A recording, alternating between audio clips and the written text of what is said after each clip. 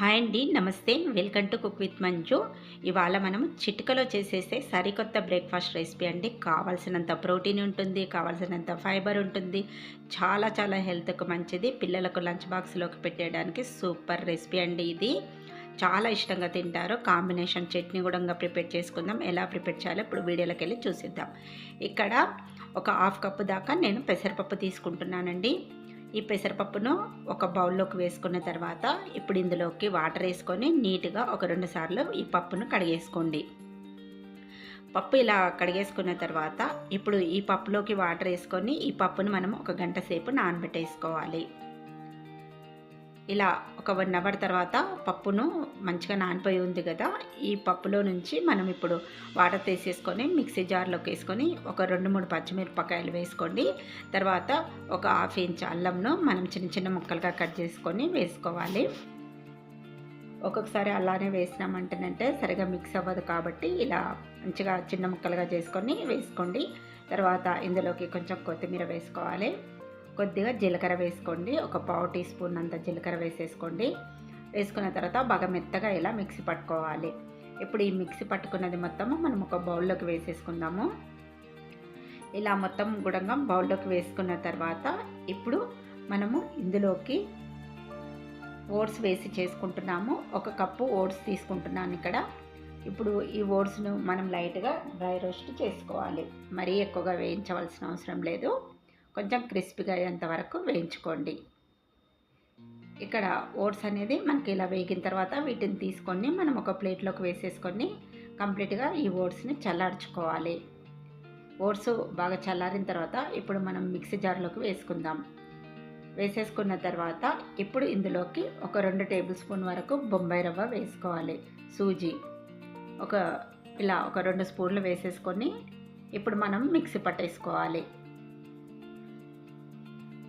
ఇలా మిక్సీ పట్టండి. మిక్సీ పట్టేసుకున్న తర్వాత మనం ముందుగా రుబ్బి పెట్టేసుకున్నాం కదా పెసరపప్పు, అందులోకి ఈ ఓట్స్ పిండిని వేసేసుకోవాలి. ఇలా వేసుకున్న తర్వాత ఈ 2 కూడా మంచిగా కలిసేటట్టు ఇలా బాగా కలిపేసుకోండి. ఇప్పుడు మనం ఇందులోకి కొంచెం వాటర్ వేసుకుందాము. వాటర్ అనేది మొత్తం ఒకేసారి వేయకుండా చూసుకొని వేసుకోవాలి. ఇలా మధ్య మధ్యలో కొద్దిగా వాటర్ వేసుకుంటూ కలుపుకోవాలి. ఇప్పుడు ఉంటలేమీ లేకుండా బాగా ఇలా కలిపేసుకుందాం. ఇలా కలుపుకోవాలి. ఇప్పుడు ఇంకొంచెం గట్టిగా ఉంది కదా, ఇప్పుడు ఇందులోకి ఇంకొన్ని వాటర్ అనేది యాడ్ చేసుకుందాం. ఇలా మధ్య మధ్యలో వాటర్ అనేది కొద్దిగా వేసుకుంటూ కలుపుకోవాలి. ఇప్పుడు ఇలా కలిపేసుకున్న తర్వాత ఇప్పుడు ఇందులోకి మనము 1 టేబుల్ స్పూన్ వరకు పెరుగు వేసుకుందాం. పెరుగు వేసేసుకున్న తర్వాత ఒకసారి మంచిగా మిక్స్ చేసుకోండి. ఇలా బాగా కలుపుకోవాలి. కలిపేసుకున్న తర్వాత ఇప్పుడు మనం ఇందులోకి ఒక క్యారెట్ని తీసుకొని ఇలా సన్నగా తురుముకొని వేసుకోవాలి. తర్వాత ఒక ఉల్లిపాయ తీసుకొని ఇలా చిన్న ముక్కలుగా కట్ చేసుకొని వేసుకోండి. ఆ తర్వాత ఇందులోకి కొంచెం కొత్తిమీర వేసుకోవాలి. కొద్దిగా కరివేపాకు, రుచికి సరిపడినంత సాల్ట్ వేసుకోవాలి. తర్వాత ఇక్కడ చిల్లీ ఫ్లేక్స్ వేస్తున్నాను, కొద్దిగానే వేసుకోవాలి. వేసేసుకున్న తర్వాత ఇప్పుడు ఇవన్నీ కలిసేటట్టు మంచిగా కలుపుకోవాలి. ఇలా బాగా కలుపుకున్న తర్వాత ఇప్పుడు ఇందులోకి ఇంకొంచెం వాటర్ వేసుకుందాము. వాటర్ వేసేసుకొని కలుపుకుందాం. ఇలా బాగా కలిపేసుకోవాలి. కలుపుకున్న తర్వాత ఇప్పుడు దీంట్లోకి కొంచెం పోపు పెట్టుకుంటే బాగుంటుంది. నేను చిన్న ప్యాన్లో ఆయిల్ వేసాను. ఇందులో జీలకర్ర, ఆవాలు, అలాగే పచ్చిశనగపప్పు, ఇంగువ వేసాను. కొద్దిగా కరివేపాకు కూడా వేసుకోండి. వేసేసుకున్న తర్వాత ఈ పోపు వేగిన తర్వాత ఇప్పుడు మనము ఇందులో వేసేసుకొని మంచిగా కలుపుకోవాలి. ఇదంతా కూడా పోపు ఈ పిండిలో మంచిగా కలిసేటట్టు ఇలా కలిపేసేయండి. కలుపుకున్న తర్వాత మనం చేసుకునే ఈ స్నాక్ అనేది బ్రేక్ఫాస్ట్ మంచిగా ఫ్లఫీగా రావడానికి ఇక్కడ నేను ఈనో వేస్తున్నాను. 1 ప్యాకెట్ వాడినాను. ఈనో వేసి ఇందులో కొంచెం వాటర్ వేసుకొని కలిపేసుకోండి. మీ దగ్గర ఈనో లేకుంటే ఈనో ప్లేస్లో మీరు కుకింగ్ సోడా కూడా వేసుకోవచ్చు. ఇదంతా కూడా మంచిగా ఇలా మిక్స్ చేసుకోండి. కన్సిస్టెన్సీ అనేది మనకు ఇలా ఉంటే సరిపోతుంది. ఇప్పుడు మనము ప్యాన్ పెట్టేసుకుందాము. ప్యాన్ పెట్టేసుకున్న తర్వాత ఆయిల్ వేసుకోవాలి. చాలా తక్కువ ఆయిల్తో ప్రిపేర్ చేసుకోండి, బాగుంటుంది. బ్రేక్ఫాస్ట్గా తినొచ్చు, లంచ్లోకి తినొచ్చు, డిన్నర్గా కూడా తినొచ్చండి. చాలా బాగుంటుంది ఈ రెసిపీ. తక్కువ ఆయిల్తో చేస్తున్నాను. 1 టీ స్పూన్ మాత్రమే వేసాను. ఇలా మీరు వేసేసుకోవాలి. వేసుకున్న తర్వాత కొంచెం సైడ్లోకి వచ్చేస్తుంది కదా ఆయిల్ అనేది, కొంచెం ఇలా కదిలించినామంటే ఈ అప్పంకి అంటుకుంటుంది మంచిగా. ఇప్పుడు ఫ్లేమ్ను మీడియంలో పెట్టేసుకొని మూత పెట్టేసుకొని ఒక 2 నిమిషాలు కుక్ చేసుకోండి. ఇప్పుడు మూత తీసి చూద్దాము. ఇక్కడ చూసారు కదా, పిండి అనేది ఇలా మంచిగా పచ్చిగా లేకుండా తడారంతి పోవాలి. తడారిన తర్వాత అప్పుడు మీరు తిప్పేసుకోండి. ఇలా తిప్పేసేయాలి. చూసారు కదా, ఆయిల్ ఎక్కువగా వేసుకోకుండా హెల్దీగా ఇలా ప్రిపేర్ చేసుకోండి. ఇప్పుడు ఇటు నుంచి కూడా ఒక 2-3 డ్రాప్స్ వేస్తున్నాను ఆయిల్, అంతే. ఇలా వేసేసుకోండి. వేసుకున్న తర్వాత ఇటు కూడా కాసేపు బాగా వేగనివ్వాలి.